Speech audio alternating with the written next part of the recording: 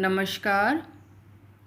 MA final year geography के paper 8th C climatology and oceanography में आज से हम ओशनोग्राफी सीरीज़ पे चर्चा करेंगे और इसकी शुरुआत हम करने जा रहे हैं जलमंडल से या हाइड्रोस्फीयर से। तो जैसा कि भौतिक भूगोल की 3 जो प्रमुख शाखाएं हैं उनमें हाइड्रोस्फीयर की जो स्टडी है वो ओशनोग्राफी में की जाती है। तो सबसे पहले हम बात करेंगे आज हाइड्रोस्फीयर पे।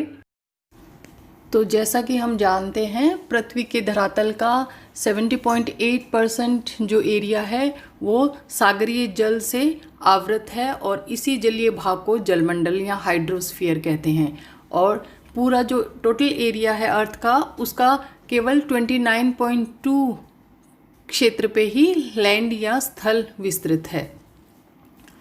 जल के इसी विशाल विस्तार के कारण पृथ्वी को जलीय ग्रह की उपाधि दी गई है। अगर हम स्पेस से अर्थ को देखते हैं तो वो हमें ब्लू प्लैनेट के जैसे दिखाई देती है और इसका कारण क्या है? अबंडेंस ऑफ वाटर, पानी की अधिकता के कारण या जल की अधिकता के कारण ऐसा हमें दिखाई देता है।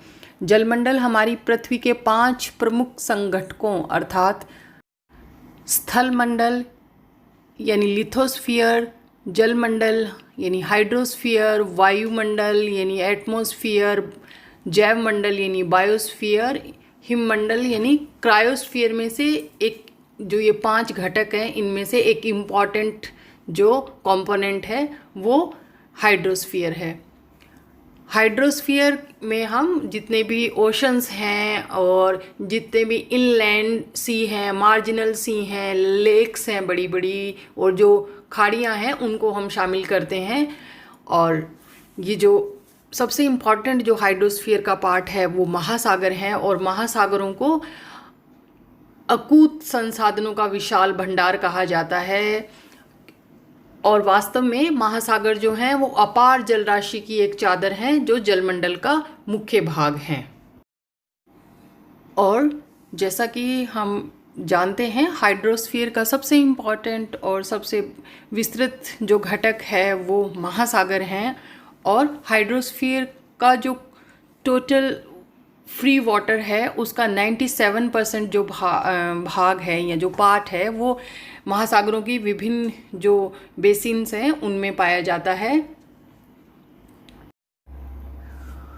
और यदि गहरी महासागरीय द्रोणियों के साथ सभी जो उथले महासागर हैं या उथले जो सागर हैं को उनको भी शामिल कर लिया जाए तो विश्व के महासागरों की जो औसत गहराई है वो 3800 मीटर होगी।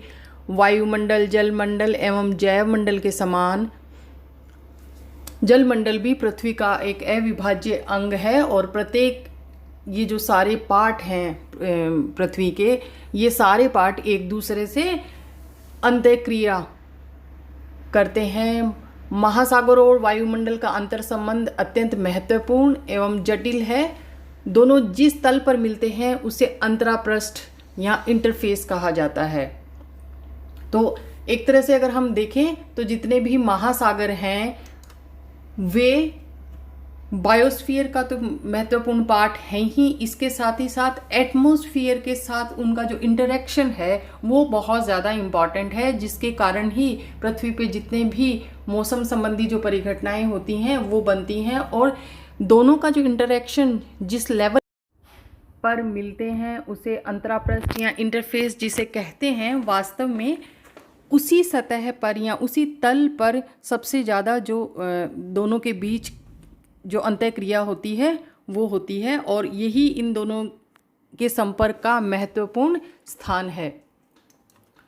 और इसी तल पर इंटरफेस पे ही इन दोनों के बीच हमेशा जो हीट ट्रांसफ़र या जो एनर्जी ट्रांसफ़र है उसका वो जो रिएक्शन है वो हमेशा चलता रहता है। और इसी एनर्जी ट्रांसफ़र के कारण हमारे एनवायरनमेंट की जितनी भी प्रक्रियाएं होती हैं या हमारे एटमॉस्फेयर की जितनी भी प्रक्रियाएं होती हैं उनका संचालन होता है। इसी तरह से अगर हम देखें तो इन्हीं जो इंटरेक्शन की वजह से समुद्र में जितनी भी वनस्पतियाँ पाई जाती हैं या जो जीव पाए जाते हैं उनका जो अस्तित्व है वो संभव हो पाया है। महासागरीय धाराओं की उत्पत्ति कैसे वो उनका ओरिजिन होता है, उनका टेम्परेचर कितना है, सैलिनिटी कितनी है और उनका सर्कुलेशन कितना है, इन्हीं सारे जो प्रक्रम हैं, ये इन्हीं जो ओशन में ये सारी प्रक्रियाएं होती हैं, इनको सबसे ज़्यादा जो इफ़ेक्ट करता है वो वायुमंडलीय दशाएं होती हैं।